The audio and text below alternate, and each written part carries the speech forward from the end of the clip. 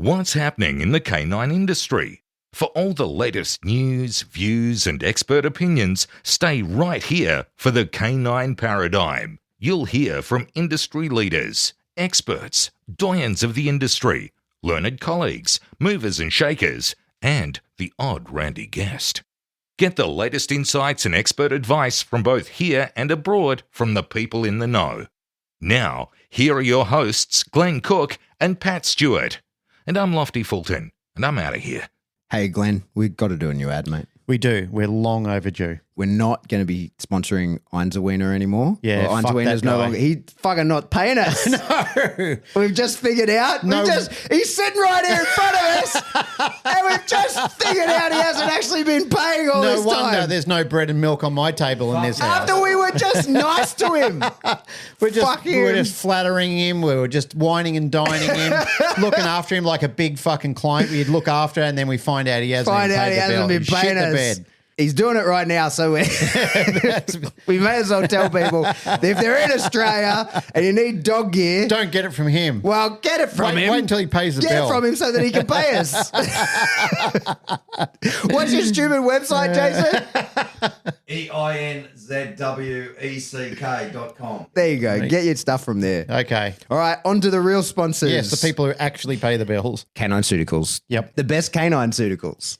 Premium grade, Yep. human quality. Yeah. It's going gangbusters at the moment. Thank you to the community who have been supporting it. It's good shit. Dan Croft. Yes, in Canada. In Canada. Yes, Toronto, Canada, I believe. Yep. Canada, yes. What are we pushing for him? His puppy class. Puppy class, yeah. Amazing puppy classes in a great facility. Barbara DeGroot. From the Heart Dog Training. Barbara just loves us, and we She love just Barbara. loves us. Barbara is our sugar mama. Yeah. That literally is the thing's called, right? Yeah. The tier that she called. Yeah, okay. Yeah, the sugar mama tier. Thank you, Barbara. We Thank you, appreciate Barbara. We love you. Horny George Kittredge. Yes, Rowdy Hound dog boxes. Yeah. The Yeah. box is incredible. I saw it for the... Did we talk about this? Have we done an ad since? We have talked about how amazing the boxes is. You and I travelled from... Where did he pick us up? What airport That was was that? in Colorado. We drove to the Colorado. airport. He showed us the prototype. Yeah. We was talking through it. You and I were sort of thinking, this is never going to take off. Yeah. And finally, he a does real it. deal. He pulls it off. Not only does he pull it off, it's fucking brilliant.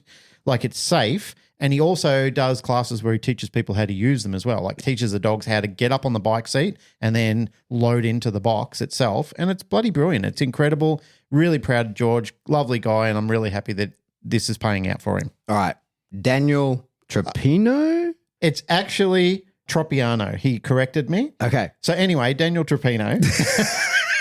Dog Club, South Australia. Yeah. It's a cool little facility he's got It's a there. great facility. Get yes. in, check it out. He does all the training. Yeah, he's decked it out. He's got it all looking schmick. It's a bit street. It's a bit edge. It's a bit kitschy. Yeah, he's got some cool artwork Yeah, and it stuff looks there. good. Check it out, for sure. It's great. It's about time South Australia started lifting its game. Good on you, Daniel. Yeah, leading the charge down there. Well done. We got a new one. Who we got? Tailored Canines. We have too. They contacted us on Instagram, Yep. stumbled into our advertising tier, and away we go. Yep. So they're in Canada. They are. They're in Ontario. Gold, Nipopo gold people. Yeah, Gold multiplicators. I think they're a gold multiplicator. Yep. So if you're recently certified as a silver school and you're looking for somewhere to do your gold Yep. and you're around the Canada or just anywhere up that northern part of the Americas, check it out. So they Tailored Canines. do puppy, adult group classes, private and board and train programs. There you go. So Tailored thank Canines. you for jumping on and advertising with us. Hey, everyone. If you would like to be an advertiser, Don't do it. reach out to us. Shut up, you bullfed. So I know that on Patreon, and we appreciate people just putting money in there. That's wonderful. Yes. But we do have to limit how many people we have. And so get in contact with us. Make sure that we actually can serve you and that we actually, can provide you value as an advertiser. And that you align with our ethos as well. Of course. That's very important. That would be appreciated. To recap, our sponsors are, and the people we love because they give us a lot of money. Yes. Well, it's not a lot of money, but some money. Yeah. Einzelwick, he promises he's going to do it. I'm looking at him now. I'm looking at the reflection of him fixing Has it. that gone through yet? No, because It's still New South true. Wales has got shit phone service. Dan Croft, puppy classes, Yep. cool facility. Barbara DeGroot, Amazing. Sugar mama. Love her. From the Heart Dog Training. George Kittredge, Rowdy Hound dog boxes. Daniel Tropino, Dog Club. Troppy Daniel. Dog Club South Australia. Yeah. And new to the family, tailored canines. Yeah. All the way from Ontario, Canada. So we've got 2 Canadians. That'll do advertising. Yeah. That'll do. Mostly from the United States, one from Oz. Well done. Well played. Thank you, sirs and madam. Check them out. They support us. You Yeah. should support them. Yep. Here's a show. There's a show now. Here's a show.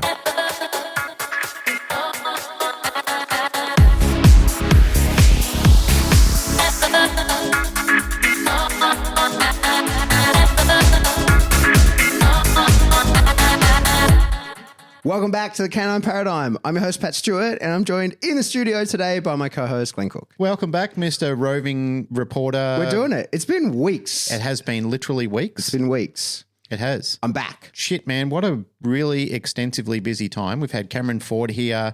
I've had complaints from people saying, when's the episode coming out? When's the episode coming out? I'm thinking, I will get it out, but literally you and I have been crucified lately on just me with my internal work and you with your traveling and stuff like that. Like there's a lot going on. Yeah. Which is good. I'm not complaining. Yeah, it's first world nice to be problems. busy. First world problems. We're both busy. We're both getting things done. It's a great problem to have, to be busy and have a full work plate. But at the same time, you do need rest, you do need family time, and you do need downtime. Exactly. So it's nice to have that as well. I've got my bullet journal here in front of me, and I wrote in it the other day when I was complaining about how busy I am, and then like had this whole page of complaints of I have no time and all of this, and then the bottom line was like this reflection part where I was like, but all of this is self-imposed. Yeah. Like I am doing all of this to myself. So I should stop being a whiny bitch and just get on with it. And if I don't like stuff, I should stop doing it. So obviously I love everything I'm doing because I'm keeping doing it. It's like people who go drinking all night and complain about the hangover next day. Exactly. Yeah. I went out with the NETF students last night. I had a really good laugh with them. We went down to the Vicar, which is the local pub. It's actually a really nice pub down here in Dural. Yeah. Oh, man, did we have some deep conversations, but some really big belly laughs as well. Yeah. You know, there was a few of them that were really impressing me with how much alcohol they could consume. They paid for it the next day, but it was quite funny. One of the girls is into horses. I'll just pull up a quote that she brought up, which is probably a talking point we could talk about a little bit further, but there was a quote that she brought out. We were discussing frustration in training. And she said, oh, yeah, there's a quote in the horse training world by a controversial trainer. But she said, I really love this quote and I want to share it with you. And I said, cool, what is it? And she said, frustration ends when knowledge begins. And I thought, oh, there's some depth in that. Like I said, it's probably a good talking point somewhere along the line. There are some people who really start thinking about how behavior affects us long-term, short-term, how it affects us as human beings and how it affects the species around us that we're trying to communicate more effectively with. Yeah, that is an interesting talking point. The other point that I did want to talk about, which you and I were just riffing about then, is the PSA Nationals are coming up in early November, 1st of November-ish, 2nd to 5th, I think they are. In Dallas. Yep. In Dallas, yep. So very good chance I'm going over and a very strong chance you are going over. Yeah, I'll be there for sure. Yeah, like it's 99% chance that I'm going over, so very strong chance. First national I've ever been to. I'm really looking forward to it. I've been wanting to go for a long time and the stars have never aligned, but I'm actually getting some well-earned rest coming up. So I've got some time off in November. I've already spoken to Narelle. She's cool with me going over and it's going to happen. What I was going to say to people who listen to the show, people in the American audience or even Aussie audience or any audience is why not catch up while we're over there? Yeah. Like this would be a great chance for us to catch up with people in the United States. Unfortunately, the stars just aren't going to align for me to get to the ISCP this year. I would love to. I'd love to go and support, but it's not going to happen. So I have to use the time where we've got, once again, not to repeat the obvious, but your workload has increased. Our company has gone gangbusters at the moment. Narelle's busy all the time. There is just shit going on all the time. So I've got to use the pockets where I can. I've got November and it just happened to align with the PSA Nationals. So I'm really excited to go and see some of the best competitors around the states of the United States. The planet. There's people from all over the world. That's going right. to it. It's the world's best in PSA. Yeah. And it's wonderful to see people that we know and love and support and our brothers and sisters in the sport itself. It's going to be a great privilege. I know you've been there. Yeah, man, I love it. I'm doing a seminar in Houston the weekend before, and then we'll be making my way to Dallas, basically from the Monday on for that week. Yep. I'm not sure on your travel plans, but when we have all that figured out, for anybody who wants to touch base, we'll be taking all of our gear. We're going to be recording. We're making it into a work trip. Yep. So for sure, we want to link up with as many people as possible. I love going to PSA Nationals. I think it's the 4th or 5th that I'm going to. I get there as often as I possibly can. Yep. But that we're bringing a bit of a posse from Australia. A lot of people, PSA is really getting going here. There's a lot of people really very, very interested in it. And I'm trying to convince as many people as possible to come over with us and experience the culture firsthand and be a part of it and see what it is at its highest level. Because, here in Australia, we have our trials that we have, but they're PD season 1s and a little bit of 2s happening. It's still low level beginning. Exactly. It's and we're still learning the game. Yeah. We're still figuring it out. People coming to understand how it all works. And so what I want to do is show people what it can be. There's no better version of that than nationals. So super keen to get as many people from Australia to come with us as possible. But when we're there, for sure, come and say hi. We want to try and organize some, not like specific events, but we definitely want to have people come see us, and we want to do interviews, and we want to try and do as many podcast related things, get as many recordings, as many shows as possible, make as much content as we possibly can there, showcasing PSA Nationals. And so, playing some drinking games in Dallas. No doubt. Yeah, no doubt. No doubt. I've got to talk about the fun stuff as well. There'll be fun. Yeah. So touch base with us on that, whether you shoot us an email or touch base with one of us individually for sure. And anyone that's training, if you're competing, if you're showing at PSA Nationals, I have that time those 3 days. If you need a warm body in a suit or some help or whatever, someone to hold a line, whatever, we're there. Awesome. So there. Mate, I just got back. We're waffling a lot before we even started on our topic, but I just got back, as we said, from... we haven't seen each other for 3 weeks. I know. Like literally... people listening to us catch up. Yeah, it's always a bit sad when we don't get to see each other for that long, because we're kind of thinking, at the time we're busy, but then we see each other and go, oh, it's been more than 3 business days. Yeah. And we're used to seeing each other, like at least once a week. Yeah. We used to hang out like 3 days a week, or at least 2 at a minimum. Mate, I just got back from Chicago, did a seminar and a boot camp at Fabian's Place, found Chicago. There's stuff on social media about it, but I really want to give a really heartfelt thank you to Fabian. And his facility and everything is incredible, but that's that. He's an incredible businessman. He's got an incredible facility. He's a great dog trainer. I should say incredible dog trainer. I can't say incredible 3 times and then say great. I was just trying to find a different word. I know, you'll be thinking, where did I go wrong? Yeah, what's wrong? Yeah. But as a person that hosts events, he's incredible. And I was so well looked after, from being picked up at the airport to being dropped off at the airport. Everything in between was so perfectly organized. And what I appreciate about that, and not that I've ever had really bad experiences, but some are just at another level. And that's what this was, is that it allows me just to immerse myself completely in what I'm doing. And I don't have to think about anything else. And I'm so appreciative for that. And for the people who came to the boot camp, it's a lot of money. People pay a lot of money to come to that, just to hear me talk at them for, 7 days. It's quite stressful for me to make sure that I provide value to those people. I absolutely want to. But clearly you do, because they've asked you back. Yeah, of course. And, it's tricky, because at those kind of events, you get people who are like, hey, I'm a pet dog trainer and, I'm interested in getting better and I want the knowledge that you have, all the way up to people who are high-level sports incredible competitive, like way better trainer than I could ever imagine to be. And I have to try and provide value to everybody in between. And I draw a fairly eclectic crowd, and I'm fully aware that some of the people who attend my events are just there to learn to teach things in the way that I teach things. They know the content better than me. They can do it better than me, but my skill set is in teaching, and so they're there to learn that. And so, of course, I can provide value in that regard, but it still is stressful when someone brings out a dog that's incredible. Yeah. And you're like, oh my God, how do I provide you value? Right. But I had an incredible time. It's exhausting because it's 24/7. We live together, we train together, we eat together. Fabian gets in a private chef that's in this. It's incredible. There isn't a better word. The facility is, when you're in the living area, you couldn't imagine that you're in a dog training facility. You're in this beautiful open space with this big commercial kitchen, couches, big, beautiful dining table that everybody sits at and eats.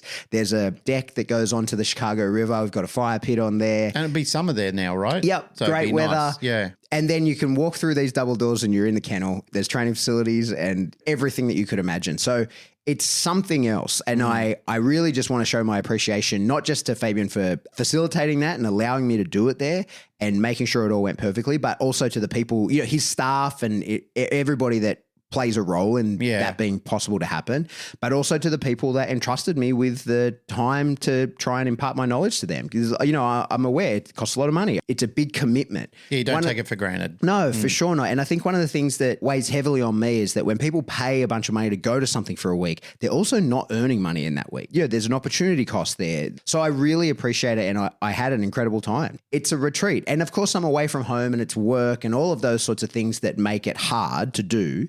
but it's so fulfilling to me. Like I had an incredible time. I've been thinking about it since I got back. I've used the word incredible 1,000 times in the last 5 minutes, but that's really what it was. And I'm really looking forward to an opportunity to do it again. We've got to find a way to do that more than once a year. And we've got to figure all that out, but that's all on the card. So stay tuned for that. Next event, next opportunity is in Houston. It's that last weekend in October prior to PSA Nationals. Yep. Would love to see you there. That's my pitch. Nice to hear you acknowledge people that have hosted you and, as you said, have looked after you. That's actually quite genuine of you to do that, because sometimes when you're a host and you don't get feedback from people, like they just say, oh, thanks, mate, I enjoyed myself. Even though they did say, thanks, I enjoyed myself. Sometimes you walk away going, did they really? I think when you genuinely pitch it like that, it's nice. We just had Cam here. He's been traveling around Australia. Cam actually sent me quite a few heartfelt messages saying, hey, mate, thanks for you and Narelle for, he stayed here for 2 weeks. He sent quite a few messages saying, mate, I really appreciate it, verbally, and sent texts and stuff like that. Once again, I thought that was really nice of him to do. And I enjoyed having him here. I love Cam, like he's a sensational house guest, doesn't put a foot out of line. He's neat, he's tidy, he looks after himself. He's not a big man baby that needs people running around and being precious for him all the time. Like me. Some people do, they can be precious and they can be difficult to look after. But over the years that we've hosted people, we've had some really cool people here. They get themselves up. They don't have to be told. You don't have to chase them around. They get out there. They do their job. They're timely. They do what they guarantee they're going to do. And I appreciate it about people. But it's nice. It's nice when the host can thank the talent and the talent can thank the host. It's nice to actually know, did we do our reciprocal jobs well? Because it's a synergy between two parties that needs done. There needs to be an understanding there that, am I fulfilling what I needed to fulfill? For us, we host people here quite a bit, as much as we can, as much as the opportunity allows.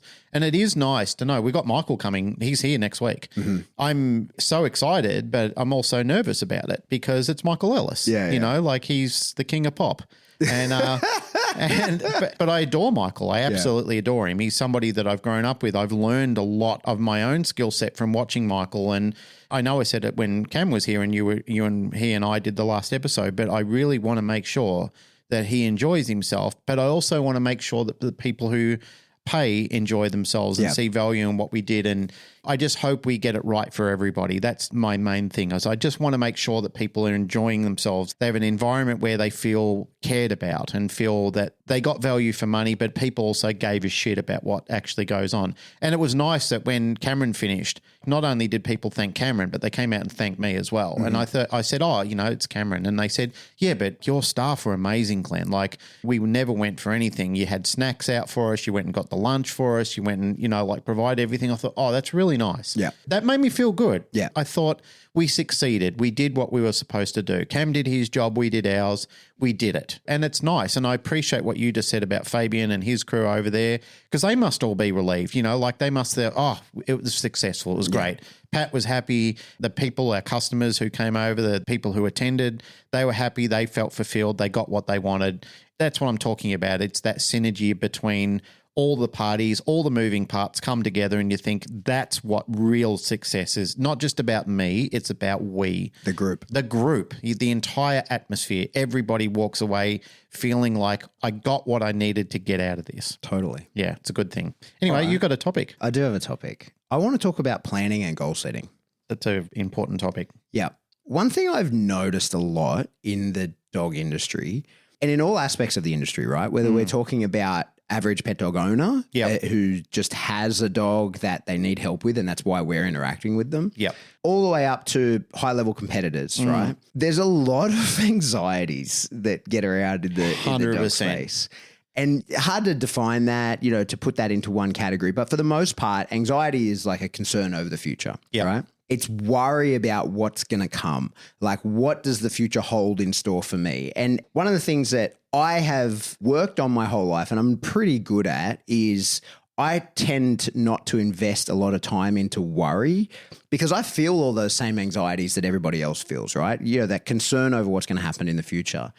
But I have usually, for the most part, I try to turn that energy into action. Yeah. And I use it to plan. And so I know you're similar to me. I know we've had conversations about plenty of these things in the past. And I war game everything in my head all the time. Now, it's rare, like if I'm having a conversation with someone, unless you've caught me by surprise, it's rare that we're having a new conversation because I've planned that conversation, right? And I have what I think of as like decision points because, my brain still, I wonder whether I have the type of brain that allowed me to be successful in the army or whether the army programmed me with this type of brain. I don't know which is chicken or the egg. Either way, right? But my brain works in decision points and flow charts, right? So it's always a if this, then that. That's how my brain works. And so I try to plan ahead as many of those decision points as I possibly can. And what that allows me to do is the energy that would go into worry, all this anxiety, this concern over what can happen about, everything, whether I'm going to be successful, whether the dog's things are going to work out with the dog, especially when you're dealing with dangerous dogs and starting to think about all the things that could go wrong in that regard, right? All these sorts of things when you're dealing with anxieties that creates that nervous energy within. And the way that I've always dealt with that is to try and turn that nervous energy into action, turn that nervous energy into a plan. And so I wanted to talk a little bit about the planning in the dog space. Yep. Now, what I think, there's kind of 3 stages to planning for the most part. Now, put those in the buckets of why, then what, and then how. Mm-hmm. And I think the first question that most people need to sort of ask themselves is, why are you even in this, right? Have you ever considered that? Have you ever stopped and really thought, why do I do this as a job? That's a question I ask myself a lot at a lot of different stages. Mm-hmm. There have been times and considerations where I thought maybe it's time to have a step out again. Mm-hmm. I don't think it's a bad question to ask. I think it's a good question to ask as a health check, not as a negative. I think it's a good thing to reflect on and just either confirm that you are doing the right thing or reanalyze where you are and think maybe it's time to move on because I'm stagnating in this position. Yeah. And I think one of the things of the way that we tend to think about your intentions, because, stating your why, there's plenty of self-help books on this. So Simon Sinek has a book on, I think his book is called What is Your Why or something like that, right? Mm-hmm. We have it in our mind that there's right and wrong reasons to do things and that there's good and bad reasons to do things. I think I could make that case. I could say that people do things for the wrong intentions or whatever. But if you're going to do it, you're going to do it. I think that it's worth understanding why you're doing things. Because for me, I think that when you define your why why am I training dogs? Why am I training this particular dog? Why am I on the particular path that I've set myself on? It doesn't mean that you should be looking for a way to talk yourself out of it. But what it is for me anyway, is it sets kind of a left and right of arc. Having that why as to this is why I'm doing it. And that gives us more of an understanding of what we're trying to achieve. And without understanding why you're in it, there's no way to progress beyond that in the planning structure, in my mind anyway. If there's no why, if there's no understanding of why am I involved in this? And it could be simple. I think sometimes when people think about their why in regards to dog training, they want to make it overcomplicated. And you can make it as complicated as you like, but it can also be super simple. It could just be because I love it. It could just be because it makes me happy. That's all it needs to be. But I think you've got to sort of come to the point of why do I do this? And when you can define your why as to why you're involved in training in general and why you're training a particular dog, that for me defines my left and right of arc very quickly, right? Because if I'm working towards something, that's my why. I'm working towards an ultimate goal. And when I know that, I can now tell when I'm off the path of what I'm trying to achieve because I'm no longer making progress towards my why. So my why as a dog trainer is that I truly enjoy the process of training dogs. I really enjoy the problem-solving aspect of it. I think one of the things, it's multifaceted, but if I had to sort of, highlight and put in bold one section of why I do the things that I do, is that I really enjoy the process of trying to communicate a complex thing to a dog. Yep. I don't know why that is, but I have always enjoyed the idea of looking at a dog and going, hey, you and I don't speak the same language. I can't verbally communicate with you. I can't just explain to you what I want. You can't cognitively get that in the way that I'm used to with people. but I want a complex thing of you. And I am going to try and figure out the process by which to communicate that to you. I don't know what the driver of that, where that came from, but I know that I enjoy it. I really enjoy problem solving. And that's one of the reasons why, as a trainer, you know, I'm pretty good at training lots of dogs to do various things. But as I say, I regularly have people who are much better trainers than me come to me for advice. And I find that a little bit intimidating, but it's always because there's a problem to be solved. And I'm just one of the consultations along the way, you know, and you get really incredible high-level dog trainers that have achieved success far beyond what I will ever achieve. And they come to me and pay for my time because they say, hey, I see in you what I know in myself, but you have a different set of experiences, different set of education, different set of dogs that have passed under the bridge. You're my second set of eyes. Yeah, I'm interested in your input as to why is this happening and how do I change it? Well, you said a while ago, which I totally agree with, is even Tiger Woods had a coach. Oh, totally. And that coach may not have been as successful as Tiger Woods. He might not have been as good a player, but he's still there to tell Tiger Woods where he needs to clean his act up. Exactly. Exactly. I think understanding your own why gives you that North Star. It gives you something to understand how you can be true to yourself along the way. And I think that's one of the things as well, is when without a why, without planning in general, right? People tend to just sort of flap around without any clear direction. And of course, they'll never achieve anything when you're not actually committing to achieving one thing. You can't really achieve anything. Yeah. There's a Stoic quote, I think, that's without knowing what port you're heading to, no wind is favorable. And so you don't really know, without having set a direction and saying, this is what I'm working towards and why I'm working towards it, you don't know whether things are going good or bad.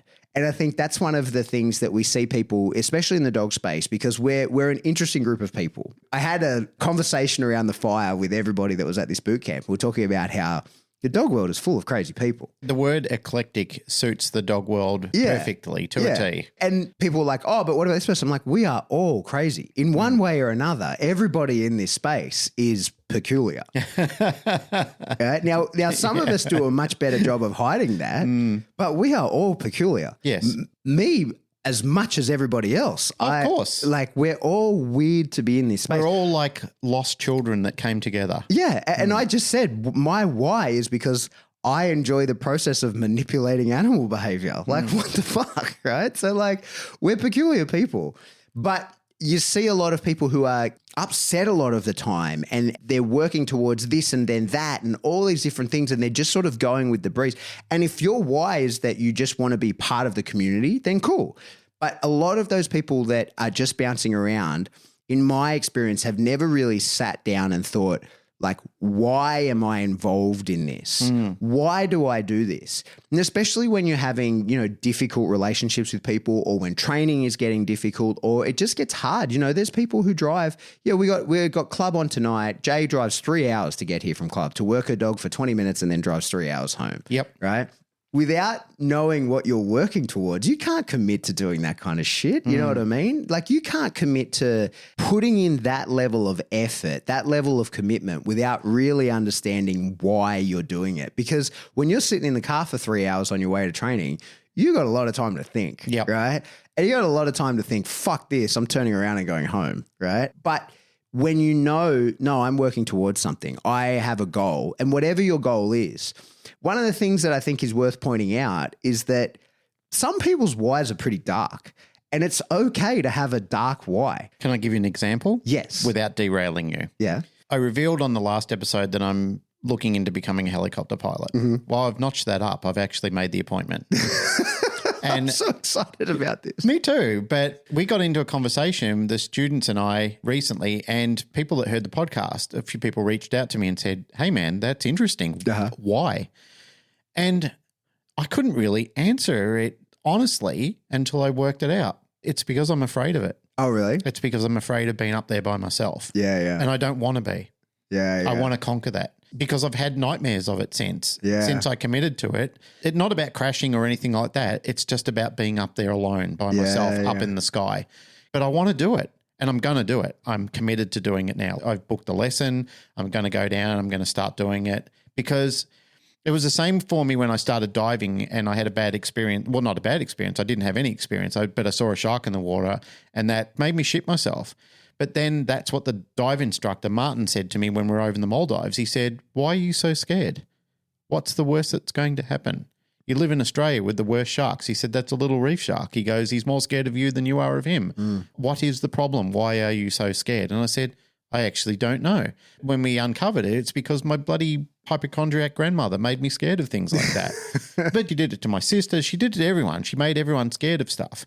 So there's things like that, which I'm just not going to be held back by fear. You know, that's the reason why I'm doing this, is because I'm scared of it. I'm genuinely scared. I'm scared to do the first lesson, but I'm fucking doing it. I'm going to face the fear and do it anyway. Not that I've got anything to prove to anybody else. It's not about being a cool guy, helicopter guy, or anything like that.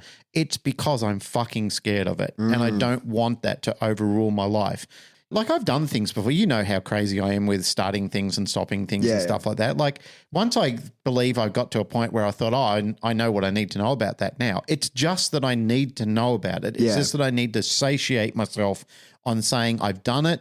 I know what I need to know about it. And this is one of those things. I might get halfway through it and think, fuck this, I don't want to do it anymore. You know, like, I've done it, I'm up there. Well, you might just tick the box. The cup might go full. Right, that's it. I think that's one of the interesting things. You and I are very similar in that regard, is that I have my whole life been like a skill attainer, right? Or an obsessive researcher. And in 2008, that skill was dog training, right? So it was that I got at the bug and was like, hey, I'm going to learn how to do this shit. And I've never stopped. But some of them I get like, no, that cup's full. So you remember, was it 2020? I was like, I'm a kettlebell guy. Yep. Right. And I was fucking obsessed. And it was like, I did all the research and everything, but that cup went full pretty quick. Like probably 6 months in, I was like, I know as much of this as I cared to know. I'm not going to be a kettlebell instructor. I'm not going to teach that, but I have enough that I roll it in. And what I've done my whole life, and I know you've done the same, and I'm interested to see how you do this with the helicopter, is that I have this bucket of the self, right? Yep. And each year I have like this cup that I fill, and that's this new knowledge of whatever the thing, or it's not necessarily each year, but it takes about an 18-month sort of 2-year cycle where I fill up this cup and then I pour it into the bucket. Yeah. Right? And I'm like, okay, like I have been researching this. How do I fit this into my life? And sort of like, you know, in very recent times for me, it's been, I enjoyed teaching. So when I was at the school, I learned how to teach. When I was at the Special Forces Training Center, I learned how to be a really good teacher in a high stakes environment, teaching very important things to people who really needed to understand it and apply it, right? Yep. So I got quite good at that. And then that's a skill set that I've kind of carried forward. And then it got to the point where I was like, you know, I've learned dogs and now I can put both of those things. And now, because I have this teaching skill set and now I have this dog skill set, I can apply those two together. And then a few years ago, I was like, I like cinematography. I like film and stuff. So I spent 18 months or so like obsessively researching that and got my skill set to a point where I was like, okay, I have that. Now I pour that into the bucket here. I like dogs still. I like teaching. And now I have this videography skill that I'm going to use in order to teach people about dog stuff. You know, like, and it just is a perpetual motion machine that keeps going. And I know that you're very similar. And I'm very curious to see how the fuck helicopter piloting is going to fit into that. Well, the guitaring thing is still going. Like, I realize that I'm such a novice on that journey, but I love it. You know, like, it's something that I find that I can sit down and have some time to myself where I really enjoy just being alone and listening to the melody. Like, I'm making that happen. I remember sharing that a while ago where I said there was an instructor who said, it's just some wood with some strings on it. The music comes from you.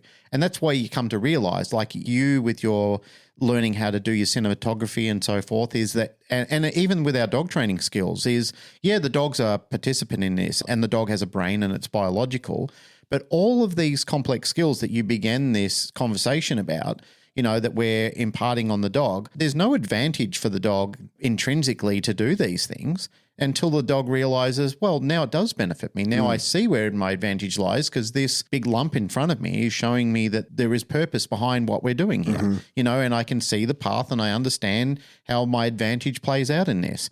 I too really enjoy that. I love watching people create something, and I certainly enjoy it when people don't have any natural talent and they're nervous themselves, but then you can see them develop over time. But I'm curious to hear the rest of how the why Watson house. So last thing I was saying was your dark why. Yes. And now that's why I said that was a dark why, because I'm scared. I've only come to terms with that since, what's today, Thursday? I only came to terms with that on the weekend. Yeah, right. So it was only a new development that I only sat with myself and really came to terms. That's what I'm glad you remind me of that. But I came to terms with I'm scared of this. Yeah, right. And that was a darkness that I had to face because then I'm thinking to myself, why do I want to do this? It's a lot of money. There's time invested in it. There's back to school again. You know, like you have to do a lot of study and shit like that. It's just a lot in it. But why do I really want to do this? And it's because I'm fucking scared. Yeah. And then you'll realize you should be playing the drums, not the guitar. Well, drums will serve you better than a helicopter. A good friend of mine that was a helicopter pilot, he was like, man, it's just like playing drums in the air. Because that's the thing is that your feet, both feet and both hands are doing different things in a helicopter. Yeah, well, you've got the collective, which is your power up and down. You've got your pedals that you've got to operate. Yeah. And So like your feet essentially turn you left and right. Yes. What looks like the handbrake is your altitude up and down. Yep. And then your right hand or the stick is sort of your azimuth, like where you're pointing, and will move you forward, backward, left and right. And so like that is a lot going on, all different things in different heads. Anyway. I digress. I carry on. So the dark why, right? And the thing about if your why is a dark why, that's only a problem, I think, if you don't acknowledge that. It's totally fine to have a really dark why. Like you might be getting into dog training to prove someone wrong, right? Yeah. Like I said, there's no good or bad, but if you're motivated by something like that, acknowledging that to yourself, I think, is really important. Yeah, I agree. And I know lots of people who have done it for those very reasons. Yeah, and cool. Fill your boots. Like, go ahead. I'm not here to talk anybody out of doing this or saying that your intentions are right or wrong. But I think that really getting to the core of it and understanding why you're involved and knowing, is that something that I'm working towards or is that something that I'm moving away from? Because either one is fine. Like either one's totally fine. Yeah. Because in dog training, I wouldn't say that I have a dark why. I think that my why is I enjoy it. I truly do enjoy it. But my sort of why in the bigger picture of life is very dark, right? Like it's quite dark. And I acknowledge that I'm a dog trained by negative reinforcement alone. I don't need positive reinforcement. I'm always looking to relieve a pressure. And I know that of myself and I live my life in accordance with that. But so long as you know it, it's fine. It's when you convince yourself that that's not the case, when it really is the case, that it can really bite you in the ass. So as I say, there's no right or wrong. There's no good or bad, but there is sort of moving towards and there is moving away. And so long as you know which one of those you're doing, you're good. You can then be true to your why and your intent. Yep. That's knowing the why of yourself. The next thing I think that has to be is like the why of the dog that you intend to train. Now, that can be really basic from I am a professional trainer. My personal why is I'm a professional trainer because I enjoy training dogs. Yep. And the why of the dog could be the person with money has asked me to train this dog, right? Yep. It could be as basic as that. Or it could be up to like really complex as to like, this is the dog I'm going to train because it's of the bloodline that I have selected and researched, and it displays the attributes of the dog that I want to have, or, you know, everything in between. The middle could be that this is just the dog that I have, right?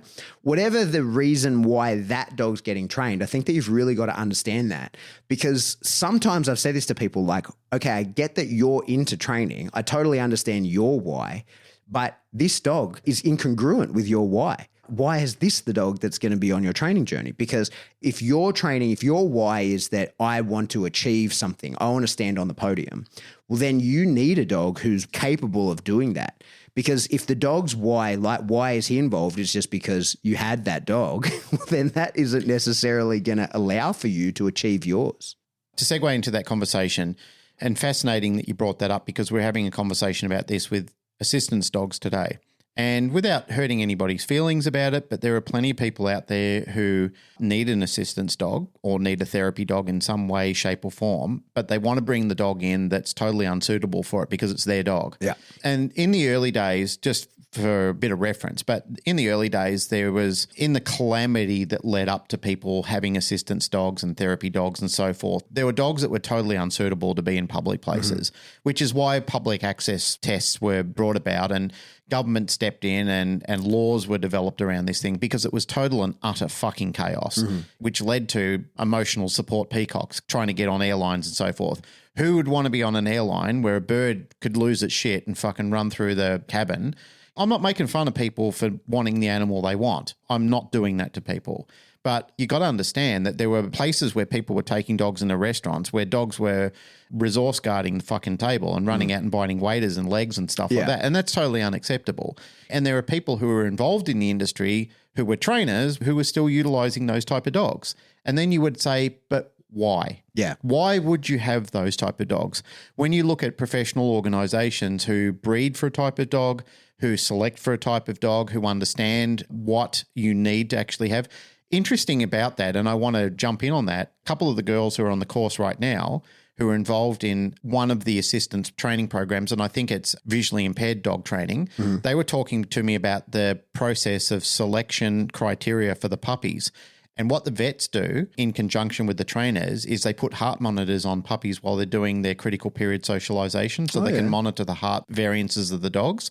They already know who the dogs are by a couple of weeks based on the experiences and the heart rate of the dogs. And I said, that is fucking amazing. I said, I'm stealing that and calling it the Glenn Cook. And they said, too late, it's all right. And I said, I said, honestly though, jokes aside, I said, that is amazing. So they're developing something of a superficial test of stress, I suppose. So what they do is they put the dogs in normal stressful situations, lifestyle situations, and the puppies whose heart rates go off the chart, they're out of the program immediately. Makes sense. Because they're automatically overloading when they're introduced to stimuli. Yeah. So the dogs that their heart rates are just a little rise and going back down again, they're the dogs that they want in the program. And I said, makes complete sense because that's the type of dog that needs to be in that program. Yeah. You know, you want to... Not easily aroused. Not easily aroused. A dog that goes, oh yeah, I see you and, you know, whatever, you're part of the environment. Cool. Who cares? And what we're talking about is ultimately what we're trying to do is achieve generalization for those type of dogs anyway. But nonetheless, a fascinating conversation around that type of selection criteria. Yeah, it makes total sense. Great, huh? Yeah. Certainly to use that, like, you know, I'd be interested to see how much detail they then go into that. Like, would they wash a dog completely or would it have to have other attributes? You know, like, would that be enough? Just he got his heart rate spiked at this. Is that it? He's washed, or does that have to be a part of a bigger picture?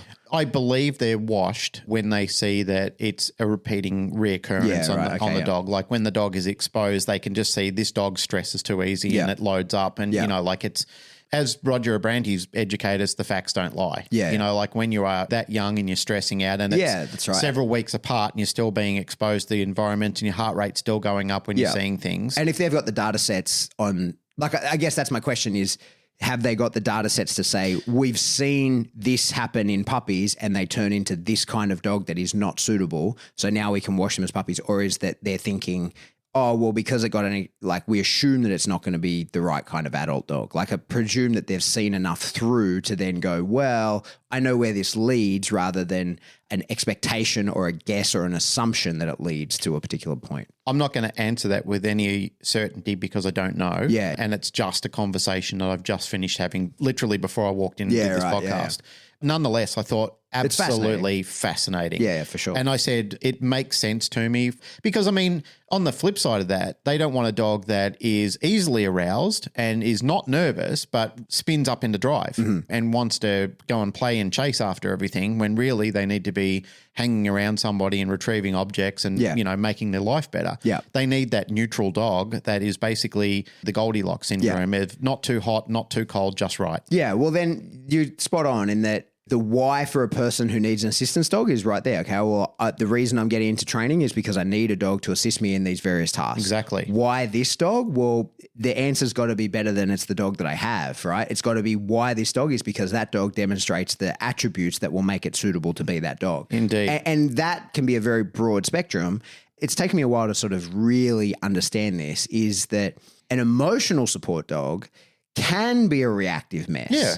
Like, because it's sometimes just a dog that you love and makes you feel good. Yeah, that's right. Yeah. And I think that sometimes the reactive dog is not just caused by the reactive person, but also it gives the reactive person, like, it's a distraction. Dealing with the dog and its problems stops them having to confront their own problems, right? And so, like, I totally get it's it. Something to download into. Yeah, I totally get it. But that's what I mean. Understanding the why of you and the dog and making sure that those two things are congruent. Because one of the things that gives me the heebie-jeebies, and this is sort of where I'm going with the why of both, is that your why and the dog's why have to be congruent, right? And when you're on parallel paths, sweet, like everything's good. But when your why and the dog's why deviate, and you see people kind of having to make a stretch as to why this is the dog, this is the dog that I'm doing the training with. We had a dog during the week at the boot camp that was not a dog on the course. So the lady had a different dog, but she got out her own dog because it was a kennel dog that she was using on the course. She got out her own dog to do something with and wanted to get something else from the dog. And I had to say to her, I was like, but why are we bothering? Because this dog has no interest in doing that, and you have a great dog. Like, this dog's fantastic. It's flat as shit. Like, but why don't we just leave it like that? Yeah. Because, as I said, I know a lot of tricks. I know how to bring out a lot of drive in this dog, but it's not going to be good for the dog. And you got to know when to say when. Yeah. And so for sure, whatever the things you want to achieve, for the most part, we can smash a square peg through a round hole, or we could just go out and buy a round peg. Right. Yep. Like, and I think that you keep that square peg over here as your little travel buddy, and he hangs out with you. And if you have things to achieve, we go and buy a dog that can achieve the things that you want to achieve, if that's your why. Yep. You and the dog's why have to be congruent. All right. So then we've got to talk about what. Yes. Because once you have a why, then you can set a goal as to what it is you actually want to achieve. Now, that's one of the things that I think a lot of people struggle with. And I see people that do multiple sports or go to multiple events and are doing all these various things with their dogs. Now, that's fine if the what that you've set is every sport I can think of, right? Yeah. But most people, when I see them doing every sport they can think of, it's because they haven't really nutted out which is the one they want to do. Right? They haven't set a strong goal as to this is what I want to achieve.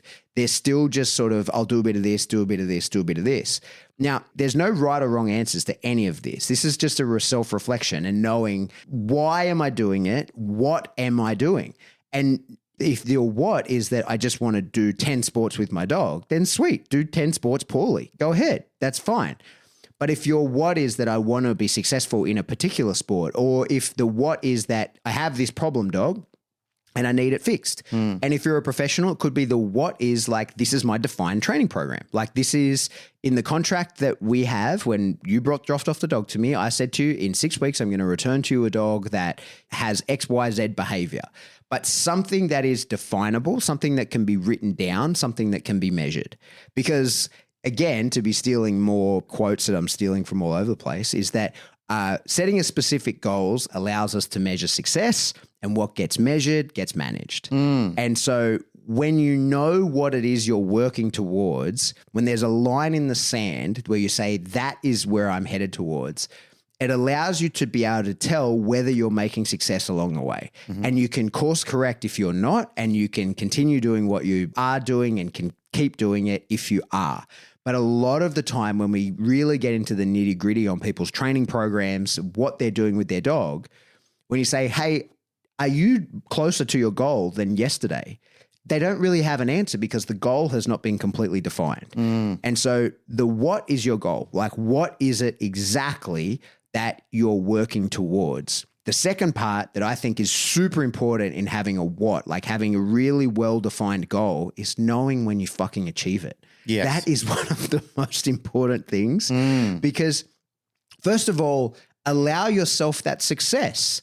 A lot of people who don't have a really clear goal as to what they're working towards will never feel the stress relief of having achieved it, right? When you're always thinking it's the next thing, it's the next thing, you never allow yourself to sit and be present in the moment of the thing you just achieved, right? And if you don't know what you're working towards, you really don't know whether you're making progress or not, because if there is no endpoint, you don't know whether you're like moving towards or away from it, left or right of it.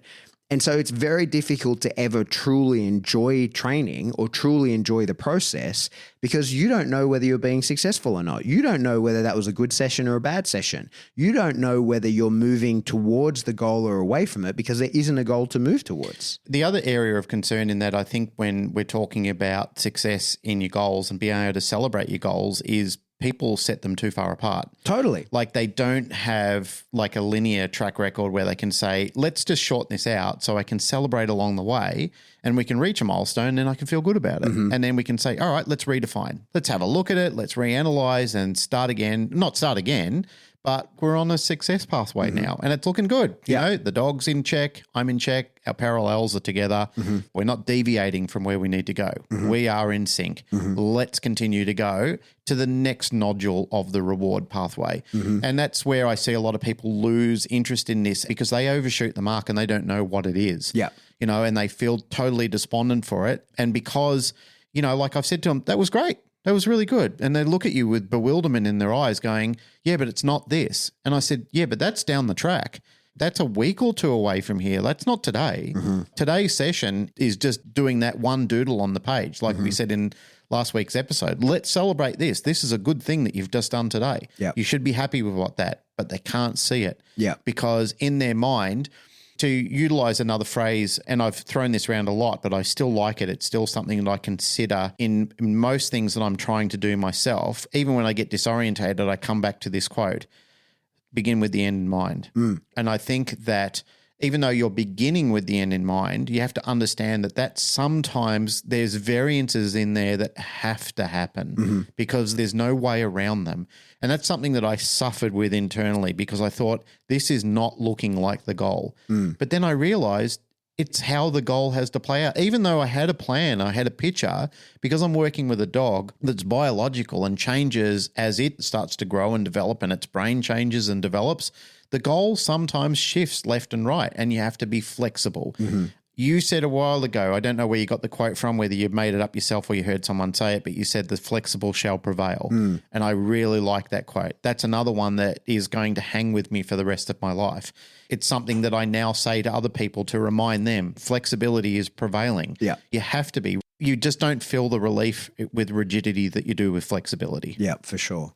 I for sure stole that from someone else. I don't know. It doesn't matter. It's a great quote. I love it. I think it's a good quote that people should jot it down or carry it with you. It is one of those quotes that it's life-changing. You know, sometimes people will say a profound sentence. That's one of them for me.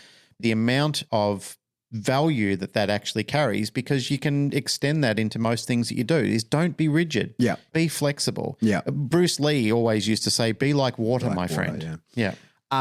The last thing I just want to harp on about with the what is defining a goal and write that down. Make that a real thing. Make that tangible. Manifest. Yeah. And I think one of the things, since I'm going to have to eventually do an episode or a video or something about the way that I'm journaling currently, because I'm really happy with it. I was explaining it to people along the way last week, and I didn't realize all the detail of it in what I'm doing and how happy I am with it until I was telling the story of it, you know, and then you're like, oh, holy fuck, I do a lot here. I haven't even started. I'm so lazy with that. Mate, but I don't understand it. It changed your life. Yeah, I need to do a lesson on it all. I know you talk to me about it, but it's just I don't get it. This has changed my life for sure. But one thing that I've really, for sure, without a doubt. Yeah. One thing that I've really, truly come to appreciate about journaling is writing things down. When you're setting a goal, it's pretty easy just to sort of think that through in your head. And then next time you're like, what was my goal again? And then modify it a little bit to make it like easier, or to take it, or worse, make it harder to upset yourself. Your brain fucks with you badly, right? But having it written down, and what's important about that is not just so that you can work towards, but I really can't stress enough the importance of knowing when you've achieved it. That, I think, is one of the things that I see people missing quite a lot. So you're landmarking. Yeah, but I mean, allowing yourself that success, right? And going like, I fucking did it. Yeah. And now I can set a new goal if need be, right? If that's appropriate, or I restart, I move on, whatever it is. But writing down what is my goal and applying the dead man's test to that goal is super important as well. So like for people in the sports, the goals are easy. I want my IGP 3. I want a PSA 2. You know, whatever it is, it's super definable because the rules are written. You can then just write it down. But it's people who aren't working towards someone else's goal. Now, one of the things that, say if you've got a reactive dog, right? it's not good enough to say, I want that dog not to be reactive anymore, because a dead man is not reactive. I was going to say, can you explain the dead man's test? So the dead man's test is, in behavioral science, is that you cannot teach a dog to do something that a dead man can do. And so very often people define their goals and they don't apply the dead man's test to it. And so I've been harping on this for years with clients when people come in and they say, hey, like, reactive dog, and go, oh, I don't want the dog to be reactive anymore. And you're like, okay, but every dog is reactive at a certain point. What is it like? Because I can make any dog cook off. I can put any dog in defense. I can put enough pressure on any dog that's going to come at me.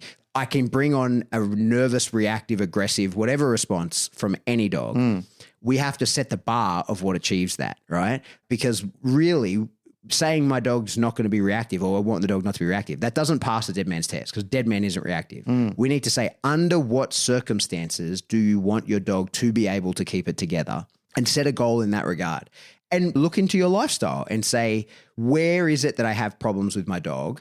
Is it that I want to be able to walk down the street to get my coffee in the morning and not have anything along that way concern me? Perfect. That's a goal we can work towards. Yep. Because we have parameters around it, right? We can reasonably expect, like, what could we reasonably expect for you and your dog to encounter between your house and where you get coffee?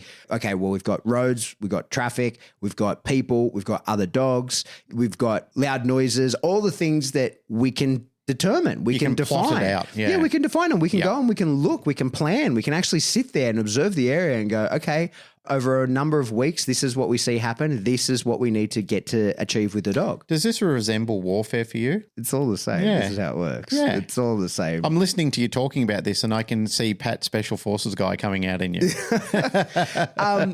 For sure, there's a big element of that. And in the Patreon episode, it kind of, I even forgot that I did it, but there's that one where I taught Remy to run around that garden in a circle, right? Yep. Well, the first half of that, or probably third of it, is about planning. It's about how to plan that session. And I use the Army template, SMAC, right? Which is like how to actually set up to know all the things along the way. What does that mean? What's the breakdown? SMAC is situation, mission, execution, admin and logistics, command and control, or command and signals. It's all these things, these headings that you need to hit. But for us, like, goal is the mission, right? Yeah. And within SMAC, the mission is said twice. That's the most important thing, because without that, there isn't a point. Everything for me is mission focused. Like, that's the way that I've always lived my life, is there has to be a mission. You have to be working towards something. And, that allows you to determine left and right. I was thinking about this, right? So this is how my brain works. Because fucking airlines are a disaster now, right? Like, all the partnerships fell apart during COVID, right?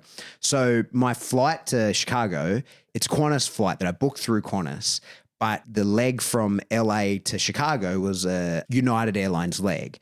Even though I booked it through Qantas, they are not in a partnership with United. No, they're in a partnership with Virgin. Yeah. So I had to pay my excess baggage, right? Because my 2-bag piece that I'm allowed with Qantas, they don't carry over to United. And so they told me at the airport in Sydney, hey, you can pay for it here and it's $300, or you can pay it in LA and we don't know how much that will be, but it will likely be less because you're there direct and this is paying for your bag here from Sydney and it'll just be that leg. And I immediately was like, no, I'll pay the $300 right now, because I'm a super mission focused person and the mission is to get there. Yep. And if I can solve the problem now, then I want to solve the problem now. And I was reflecting on that, because then when I got there and I realized it only going to cost me $50, right? I was like, yeah, but the reason I made that choice, and I still support that choice, was I could solve that problem immediately and not have to worry about whether that impacts my ability to be where I need to be with the equipment that I need on time, right? Because what immediately went through my head is the mission focus of, it's my bite suit that causes these issues, right? Traveling with a bite suit is fucking difficult. Yep. But if the bite suit's not there, there's no point in me being there, right? Like, I'm going there to do dog training, and in my dog training bag, in the bite suit bag, is all my dog training gear. Yep. So the mission is get there with that thing. And I'm not prepared to accept any risk that means that it's not getting there, or that I miss flights or whatever. And so even though it's just your bag, I had cause to reflect on it all. I was like, why did I do that? Why did I pay an extra $250 to get my bag there? And I was like, that's why, is because I was like, that's a problem I can solve right now. Yep. And I know that that's off the table as being of any concern to me and allows That me to makes continue sense. the mission. Yeah, but that's how my brain always works is like, Yep. if you can solve the problem, fucking solve it, get it out of the way and continue on. Anyway, I'm harping on about it, but the what, knowing what that is because you need to know when you've achieved it. That's beyond sort of having something to work towards. It's also knowing that there's a finish line that you can cross. I think that's super important when you're training a dog or when you're setting any kind of goal of anything, is that you need to set a goal, first of all, that is up to you whether it can be achieved or not. And so that's one of the things I think is dangerous. And I've counseled people on that. So like when we started to bring PSA to Australia, one of the things that I was very careful never to say out loud was that I wanted to be the first person in PSA in Australia to get a level 3. I want a level 3. I want it, but I'm not going to get it with Remy. He's aged out. I'm going to have to start again. But if my goal was to be the first to get a level 3 on a dog, I'd be in big trouble now because I'm coaching a ton of other people who are very likely to be able to do that. Now I'm incongruent with myself. Because what am I going to do? Sabotage those people until I can get another dog and raise that dog and overtake those people? Like that means that my goal and my ability to achieve my goal is outside of my hands. Well, see, I set my bar low in that. My bar was achieved because all I wanted Randy to do was be the first German Shepherd with a PSA title in the country, and we did it. He did age out on me and COVID happened and stuff like that, which is heartbreaking and so forth because that's it. It is what it is. I wanted at least a 2. I wanted a 2 on it, and that was my goal with him. I thought, I just want to get a 2 with Randy. Yeah. Getting a 2, that's up to you, right? That's up to you and the dog and the game.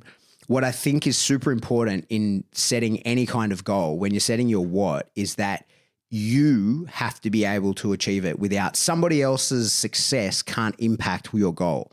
So saying that you're going to win something, I don't think is a very good goal. Saying you want to get full points at nationals is a fantastic goal. But saying that you just want to win means that you can win by sabotaging someone else, right? And you're not in control of what other people do. And I think that's one of the places that people cause themselves anxiety around their own goals is when their success relies on either the success or failures of others. And I think that sort of defeats the purpose of having such strong planning and takes the autonomy away from you when your goal is outside of your control. It removes the fun from it, of course, and it becomes a little nefarious. Yeah. So saying that, like, sort of in financial terms, when people say, I want to be the first person to have $1 million in my street. Well, that's not a healthy goal, right? Saying I want $1 million, sweet, that's fine. But in comparison to somebody else, that's not a good move because that will give you anxieties around what other people are doing, but also give you the opportunity or maybe even the drive or you're giving yourself permission in doing that to sabotage the attempts of somebody else. So competitiveness is funny like that, right? Like I think that you should just be competitive with yourself. For me, in the things I want to achieve, it's really important for me that I set goals that can't be impacted by other people, right? And certainly not what is absolutely super important for me in the way my brain works is that other people's success can't affect my goals negatively because I want success for other people. I want to be on your team. I want to be cheering for you as well. And if my goal is that I win something, then I can't be happy for you if you beat me, right? Or if you're doing well, I can't be happy for you. My goal has to be that I want 100%. I want full points. And if that leads to me winning, fucking sweet. But if you get full points and we stand on the podium together, I'm just as happy. Like, especially in dogs, we don't compete against each other. It's not like we're mono and mono. Like, we're just doing the same test. I don't think everyone agrees with you on that. No, and they don't have to. They don't have to. Yeah. But they're probably not going to be as happy as me. Yeah. Right? Well, that's the point. Yeah. That's the point. Exactly. Yeah. And so there's no right or wrong. But this is what I mean. If you set a goal that relies on other people's successes and failures for you to be able to achieve your goal, your happiness or your insert buzzword, right? Happiness, success, fulfillment, all those things, that's not up to you anymore. And back comes your anxieties around there. You started this conversation off with saying there's a lot of strange personalities within this industry. Some of the people who I find have been some of the most successful people are fucking hot messes because they're just not happy. Yeah.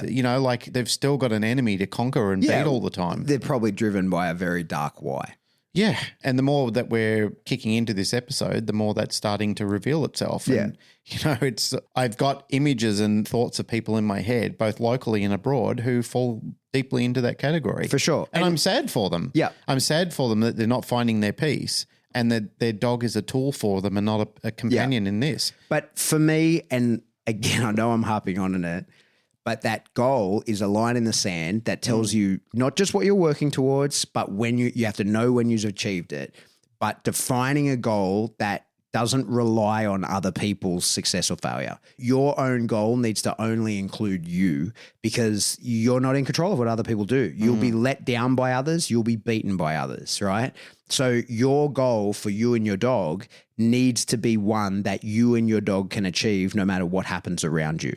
And no matter who supports you, no matter who puts you down, no matter the environment around, your ability to achieve success in what you've put forward needs to be totally up to you because then you can do it, right? And you're responsible for your own success. You're responsible for your own failure. But it's when you set a goal of saying, I'll be the only, that's a dangerous thing to do because then, you're in competition with other people that you have to make them your enemy at that point. And as I say, for me, that's important because I often say I'm not a competitive person. It's not that I'm not competitive. It's because I'm fucking hyper competitive and I don't like myself in competition with others to the point where I always use the same example. When I was in that stupid MEP challenge with Matt, it was who could get them, basically who could run their heart the longest, right? Chasing these stupid points. That was a heart rate zone thing. This is my best friend. I had to hate him. I had to turn him into a villain. I had to, in my mind, make him someone that I needed to destroy to the point, even though he had conceded defeat, I was out running hill sprints till midnight at the last night of the competition. And it was over nothing. The loser had to get a tattoo that said out-mepped, but I'm covered in stupid tattoos. What's another one, right? That wasn't the stress. It was that I had put myself in competition with another. And my goal of winning that competition relied on him losing. And it was destructive in a way that I regret because my goal wasn't to get fitter. It wasn't to earn these points. It wasn't to do a certain amount of working out. It was to beat him. Yep. Right. And that didn't feel good as I was doing it. It didn't feel good afterwards when I did achieve it. But the level of stress and anxiety it caused along the way was terrible because I'm not in control of what he did. And so I'm only in control of how hard I can work. I'm not in control of how hard others can work. I admire you for saying that. Well, I do. It's the truth. I'm not saying that just because we're on a podcast. I admire you for saying that. Yeah, well, because that is a deep demon to tackle. Yeah. To be able to confront that. Oh, mate, I know who I am. Yeah. Well, that's power in itself. As I'm a very big fan of the quote, know thyself, a lot of us truly don't because we don't want to acknowledge the darkness. For sure. The darkness is scary. Dipping your toe into who the shadow self of you are. Yeah. I think that inside of us, as we discovered before, there cohabitates multiple personalities of ourselves. We're not just one version of ourselves. There's multiple versions. There's the face and the image that you want people to see, and there's the person who you're alone with. Yeah. We were talking again today in class in the student group, and one of the students said to me, have you ever been in one of those tanks before? What are they called? Where you get inside the water and they close the lid down. It's a cryo tank. Not a cryo tank, a float tank. A float tank. And I said, oh, yeah, I've had some moments in a float tank. Yeah. And I said, one of my mates got one in Melbourne and he invited me round to try it out. And I said, the first time I found it annoying and uncomfortable. The second time I had a really good experience and the third time I did not. The third time my dark side surfaced and him and I were battling it out in there and I was banging on the door to get out because he goes, what's wrong? And I said, just let me out, dude. I've said, I'm done. I'm done. It was something that I had to go back and revisit at a later stage. I wasn't ready for it then and I didn't realize what was actually happening and I was too young to understand it. My brain was too immature. I think maturity does this to you as you get older. You realize that there are times that you have to confront those different versions of yourself. Oh. I've seen you doing it and I've heard you talking about your experiences in doing it. And I've thought it's interesting to hear that because there are a lot of people that I know really need to do this, but they fucking shelve it. You just see they're not a happy person. They're not complete. They never really reach that point that you're trying to talk about, reaching these ultimate goals or feeling good about things or being able to celebrate things. They're always running from something, never getting to somewhere. And I think to myself now, that must be really fatiguing. It just must be fucking exhausting. Yeah, fucking oath. before we conclude. Oh, we've still got another thing. Oh, okay, cool. Yeah. Okay. So we've talked why. Yes. We've talked what. Yes. When you have those two, how becomes so fucking easy. It's ridiculous how easy. This is one of the things that I've gotten flack over in the past, and my haters online fucking go mental about this. But I think dog training is super easy. I think that training a dog to do stuff, getting a dog that's correctly motivated and learning how that dog is motivated to a very intricate level, that's hard. Learning to communicate with a dog in exactly what you want and understanding from the dog's perspective how it thinks and feels, that's hard. But when you have those two things, training a dog to do stuff is fucking easy. Of course. Yeah, I agree so with you. Easy, right? Yeah, I agree with you. When you know the why, yours and the dog's, when you've set a goal, right, and you're working towards it, from there you can just tear it all apart and set up a training plan that's super easy. So what you just said, which I totally agree with and I'm on board with, is you didn't say it's all easy. No. You said once you get those hard components out of the way, then it becomes easy. Yeah. And I totally agree with that. 100%, mate. I totally agree with that. Actually training a dog to do stuff is so easy. Yeah. It's getting the dog ready to that point. That's Yeah. the tricky part. Yeah. And that's the part that takes all the skills and discipline. 100%. Yeah. Yeah. But when you've got it all, when you know how to motivate the dog and Yeah. you can communicate with the dog, you're just talking to him after that. Yep. It's super easy. Yep. But it's developing those skill sets. But when you've got a why, yours and the dog's, you've got a goal, which is your what. It's a line in the sand that you're working towards and you'll know when you cross it. The how becomes super easy and it's just process after that. And you know, this is the beauty of having like such a strong why and what is that the how becomes easy and you know whether you're making progress and you can test and adjust. Even if you're not the best trainer, even if you're new to this or whatever, you can tell whether you're making progress. You understand, am I moving closer to my goal or am I moving further away from my goal? And I can test and adjust what I'm doing. From there, there's a million people you can talk to. There's courses you can do. There's seminars you can go to. There's coaches you can get. It's so easy, all that.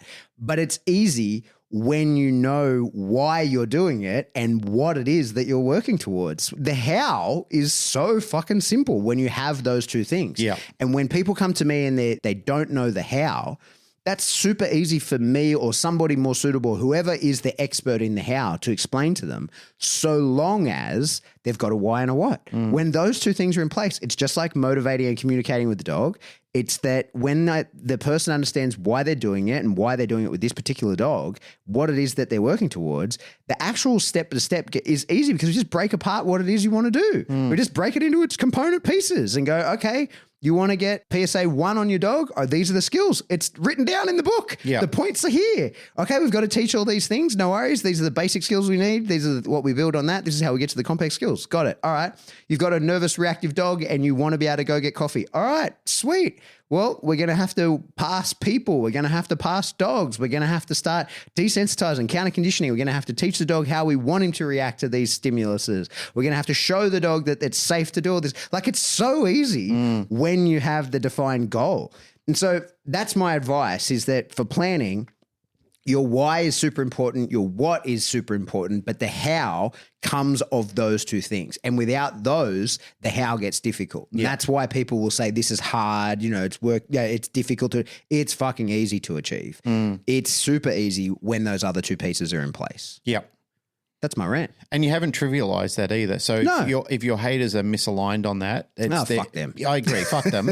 But the point being is that they have not listened to those, you know, never like, do. But it's built on two important pillars. Yeah. And there are usually 2 or 3 pillars on a foundational base that hold the ceiling up. Yeah. And the what and why are 2 pillars that are holding up the how. I fucking totally agree with that. It makes sense. I love it. I think that's brilliant. I think it's what you just said. I'm all on board with it. Wonderful. Yeah.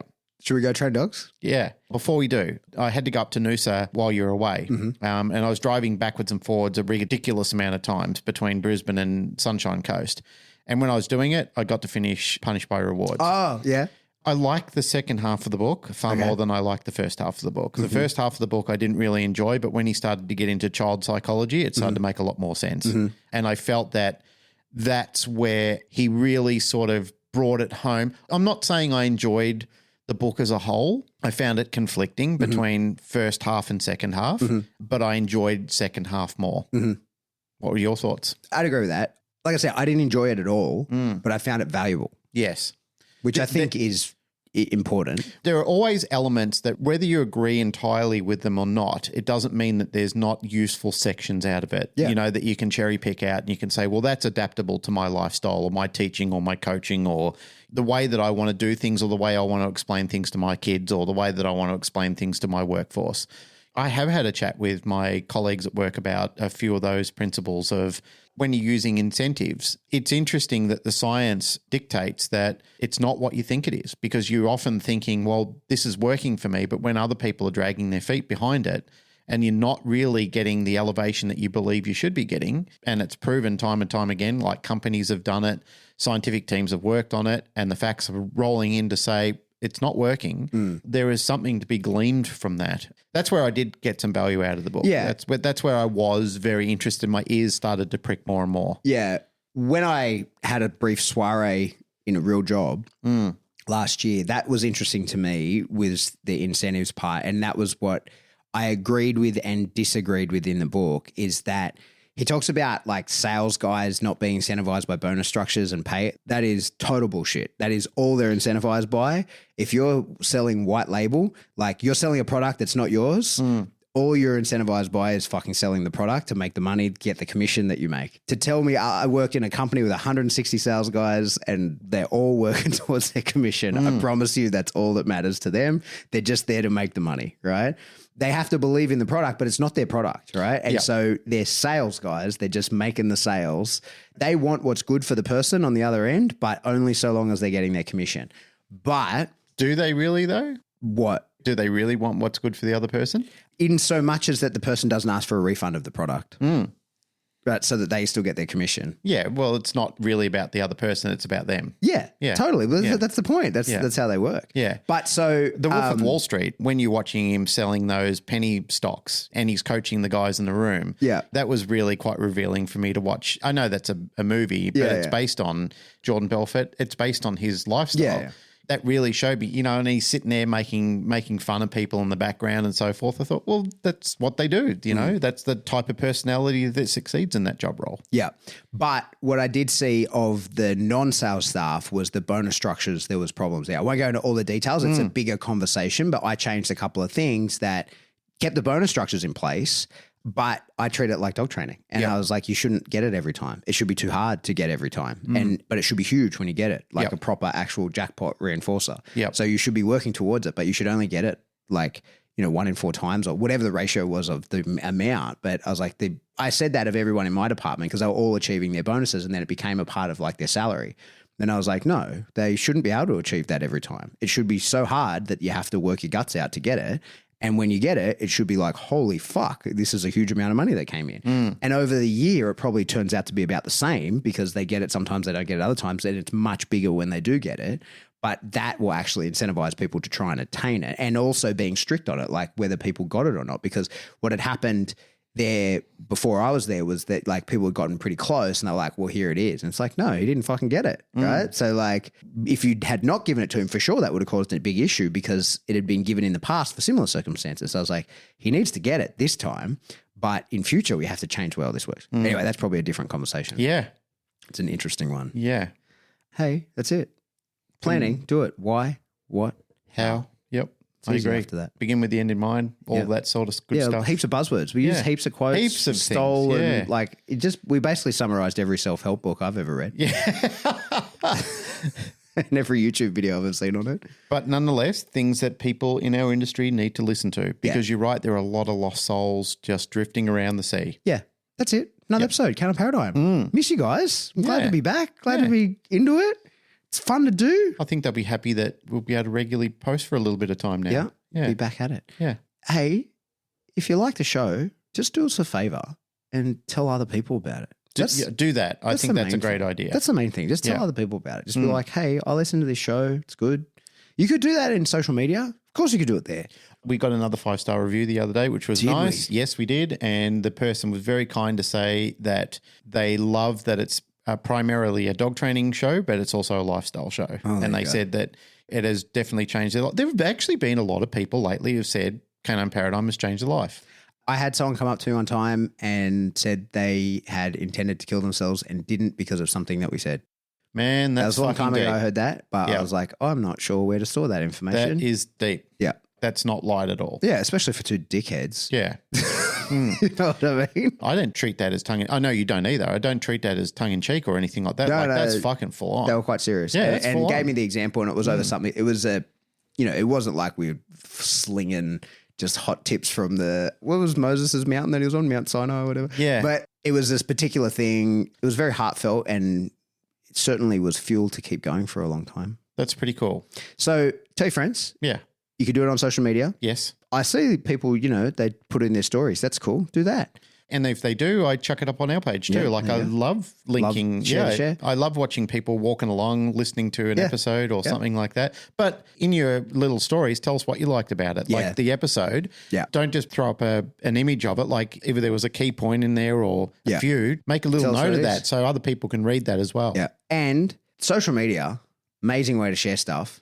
Nothing beats Swag. in real life. Swag. No, real life. That's the way to share. You should Oh, just whoever's to your left or right presently, just look them right in the face and go, hey, Canine Paradigm. Canine Paradigm. Just go whisper it to them. And give them a little kiss on the cheek as well. Canine Paradigm. Nothing like going up to a complete stranger, Canine Paradigm, give them a little peck. Stick your AirPod in their ear. Listen to this. Yeah. Just listen. Yeah. If you live in Canberra and you know Dallas Berkowitz, go up and give her a hug. She loves them. Oh, yeah? Yeah. One of those ones. Like Georgie Harrington. Yeah. Both big huggers. Yeah. They're both going to hate me now. So like, rate, share, all of that. Yeah. Do all that. To support the show, best way to do it is Patreon. Jump into there. We need a helicopter. Yes. We're going to have to buy a Canine Paradigm helicopter. Wouldn't that be fucking cool? But I got to pilot it first. I got to Yeah, overcome my gotta figure fear. it yeah. I don't want to scare you too much. I but- know. Your friend crashed heaps of helicopters. But I'm not going to let that stop me either. No, you shouldn't. Like, I can't tell you how often for the last, and it's very possible and it could happen and I don't take it for granted, but I can't tell you how many people love to remind me because I'm a motorcyclist that I'm a temporary Australian. Yeah. It's happened for 13 years. People have been telling me nonstop. And I agree, I've lost friends. I make no light jest of that. One of the roads that we ride on, people affectionately call it the Widowmaker, and I'm aware of how dangerous it is, and I've had some confronting moments myself because I push my limit sometimes, but I've learned to scale it back, and nonetheless, there are times where I look at my motorbike and say, please don't kill me. But Say that to your helicopter. But it was a fear I had to confront with my bike as well. There are times where I've had the whirlies on them where it's taken me some effort to get back on it, but I do, and then I go find I'm pushing myself again and I'm back at it. But I need to live like that. I can't live sedate. It's not my personality. I can't do it. So Patreon, get in there. We need a helicopter. Yep. You could also buy T-shirts. We should get a helicopter themed T-shirt. Yes. That people could help support the helicopter. Or in America, funds. call them whirlybirds or something. Up there, the whirlybird up there belonging Jesus. Yep. That's how you say it in Tokpisin. Legit. That's what a What is helicopter. Tokpisin, which is like a tribal dialect, I think, in Papua New Guinea. Yep. Helicopters are whirlybird up there belonging Jesus. Okay. Yep.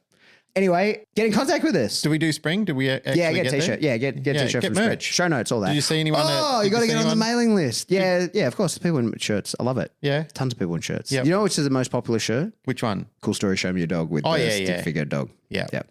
All right, get in the Facebook group. Just be cool in there. It's been good in there. There's has. been no problems. No, people have been great. Everybody's been wonderful. Yep. I appreciate that. Yep. Or you can shoot us an email. We're info@thecanonparadigm.com. Goodbye.